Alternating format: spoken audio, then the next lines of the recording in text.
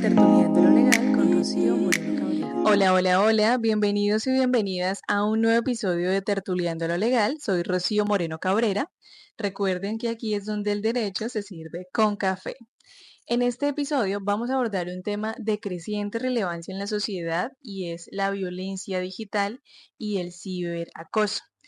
En un mundo donde la tecnología va avanzando de sobremanera, es decir, va evolucionando constantemente y muchas veces en su mayoría es con una connotación bastante positiva. Sin embargo, la violencia llega a donde sea. Así que también vemos diferentes tipos de violencias a través de las redes sociales o diferentes medios electrónicos.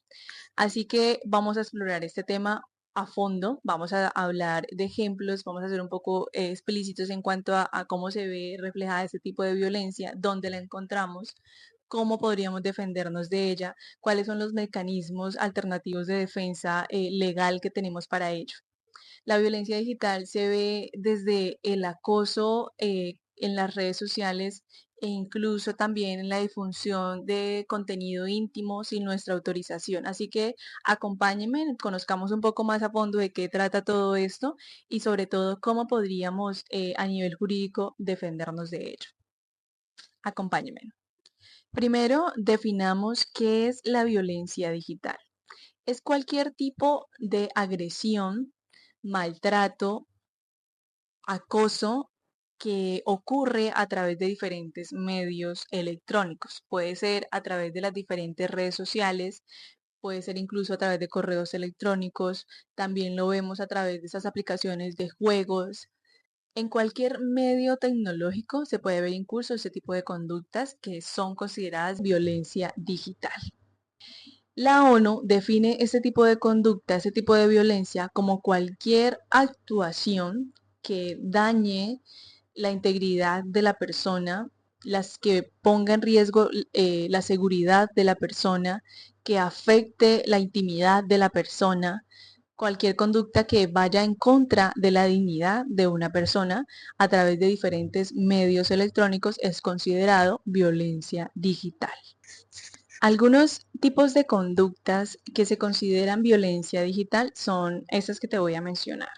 Primera podría ser el monitoreo de acecho.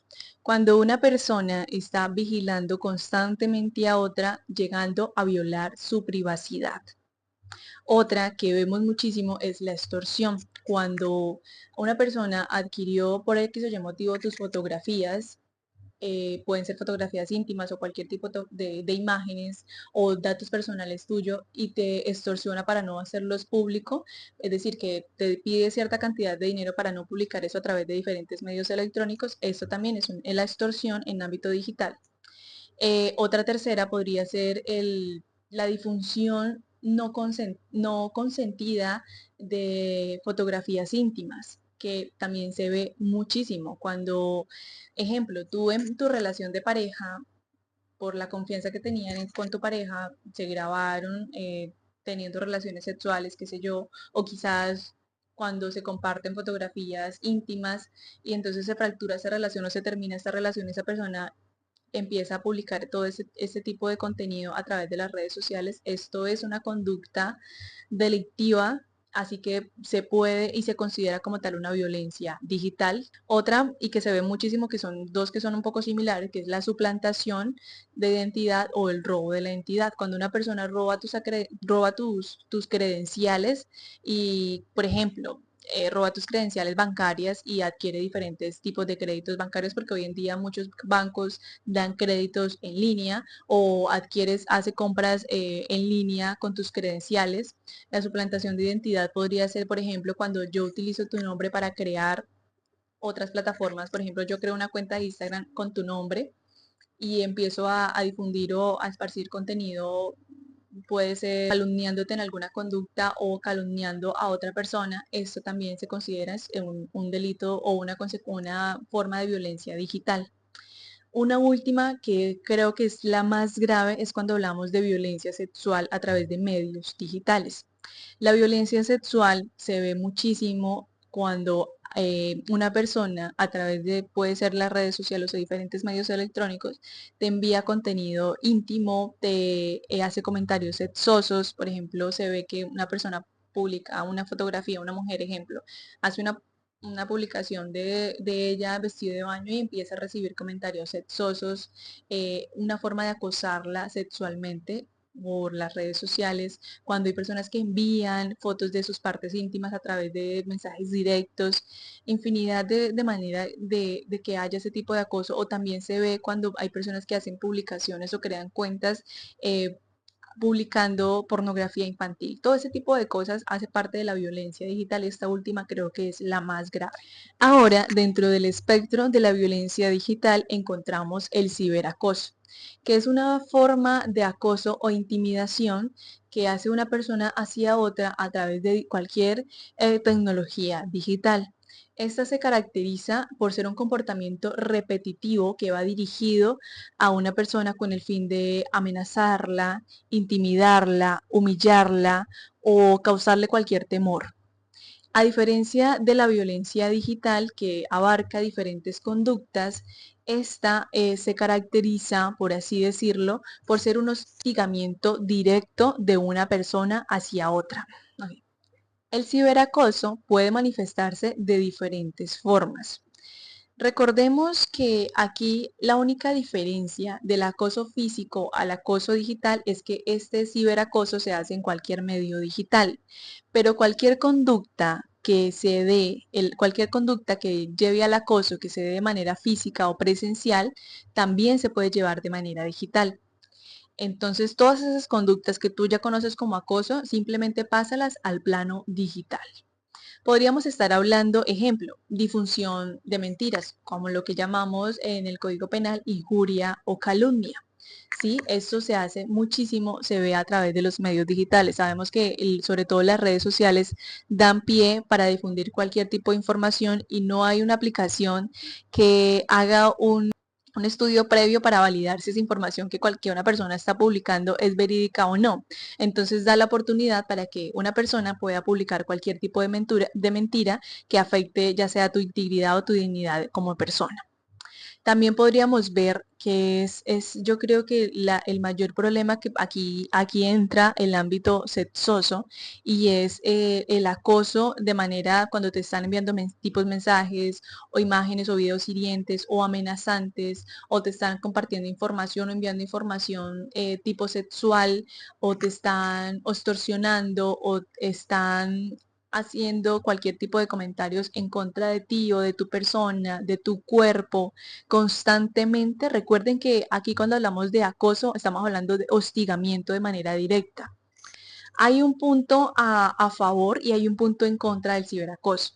El punto a favor es que todo queda fácilmente, es digamos que fácil recolectar pruebas porque sí o sí va a quedar a través de tus mensajes, va a quedar a través de tus comentarios, pero lo que va a estar en contra es lograr identificar quién es la persona que te está causando este tipo de violencia. Porque a diferencia de la física, tú conoces quién de manera directa te está causando un acoso, pero de manera digital muchas veces estas personas son un poco astutas y lo que hacen es crear perfiles o cuentas falsas. Entonces es más difícil lograr identificar quién está siendo el agresor para que tú puedas interponer una denuncia o una demanda. Eso es un tema bastante complejo. Más adelante vamos a hablar un poco de la normativa para explicarte cuáles son las medidas jurídicas que puedes acudir cuando te veas incurso en ese tipo de violencia. Pero en sí el ciberacoso se enfoca sobre todo en eso, cuando de manera directa alguien te está hostigando, alguien te está amenazando, alguien está haciendo comentarios hirientes a tu persona. Eso es un tipo de acoso y es lo que más se ve en cuanto hablamos del ciberacoso. A raíz de esto, la Organización Mundial de la Salud ha hablado sobre el ciberacoso porque esto tiene una implicación psicológica bastante amplia. ¿Sí? Puede generar ansiedad, puede generar depresión e incluso puede generar que una persona tenga comportamientos suicidas o intenciones suicidas. Entonces, este tema en realidad es bastante delicado. Bueno, ahora quiero que entremos un poco en materia en el ámbito jurídico, es decir, jurídicamente hablando, ¿qué se puede hacer al respecto cuando se es víctima de violencia digital o directamente vamos a enfocarnos en esta fracción del episodio del ciberacoso, ¿sí? ¿Qué se puede hacer al respecto? Primero, quiero plantear un pequeño problema y luego las posibles soluciones para ese problema. Resulta que aquí en Colombia el ciberacoso todavía no está tipificado en el Código Penal como una conducta delictiva, ¿sí? No hay todavía en Colombia, no está reglamentado, es decir, todavía el Congreso de la República no se ha pronunciado referente a esto sobre ni el ciberacoso ni menos de la violencia digital. Justamente voy a hacer un paréntesis. Hace poco, en el 2022, se presentó un proyecto de ley que buscaba reglamentar estas conductas de violencia digital y esta iba con enfoque de género hacia la mujer, porque no es novedad.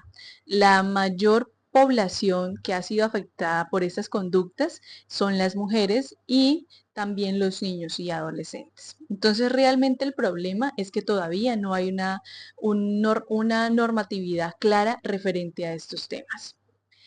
Sí hay, por ejemplo, el Ministerio de las TIC ha buscado conceptuar, ha buscado hablar al respecto sobre estos temas, ha buscado crear algunas políticas públicas para mitigar esto, pero realmente el Estado colombiano se ha quedado un poco corto, o digamos que la rama legislativa se ha quedado corta al respecto. Sin embargo, eso no quiere decir que no se pueda hacer nada al respecto. Aquí es donde ya empezamos a hablar un poco de las posibles soluciones. Como mencioné, vamos a hablar de manera directa del ciberacoso, que es la conducta más grave. Recuerdan que cuando definí el ciberacoso hice relación al hostigamiento directo de una persona hacia otra. Resulta que el hostigamiento sí está tipificado en el Código Penal, sí es una conducta delictiva.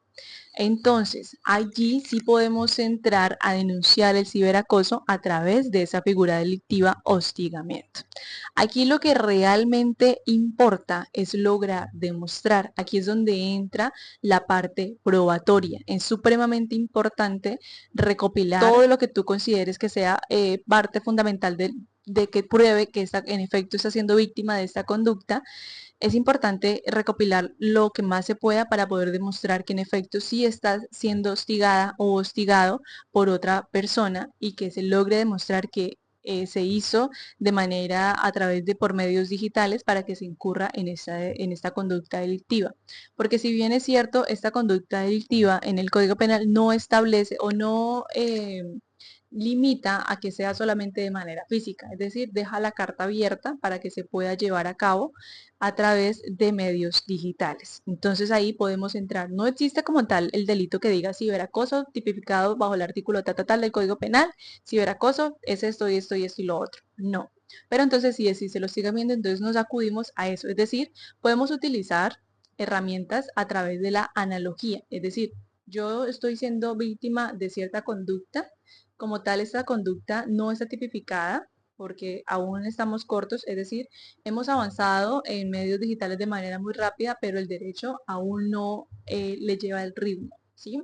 Entonces, ¿qué hacemos? Buscamos de manera análoga, es decir, esta conducta es similar a esta que se lleva a cabo de manera física, como es el acoso o el hostigamiento, está tipificado bien, está clara la normativa frente al acoso, a cómo puedo defenderme yo de él. Entonces, este ciberacoso, es decir, simplemente lo que pasa es que se le agrega una palabra y es ciber, es decir, que se lleva a través de medios digitales, pues entonces para mí es casi lo mismo, o es lo mismo, entonces yo busco esa manera de defenderme, de utilizar un mecanismo judicial para poder tomar acción al respecto. Entonces, eso es lo que se hace cuando todavía no hay una normativa clara referente a este tema, pero sí hay normativas que son análogas, entonces yo las utilizo de manera análoga. En este caso directo del hostigamiento es la que más se utiliza al respecto.